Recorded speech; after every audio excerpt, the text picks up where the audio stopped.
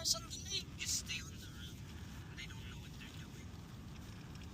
Be like us. Yeah, stay on the road. Okay, to be safe, right? I don't know what the car there is doing. Yeah, speaking of the cars, but And to be safe, then we'll just leave. Yeah, we're gonna go in the middle, okay? yeah, it's up to you guys. But be safe, eh? This way. Please.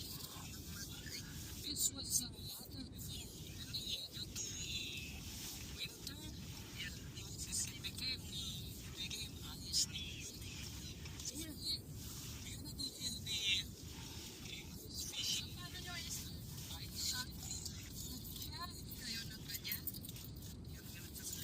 Yeah, so it's only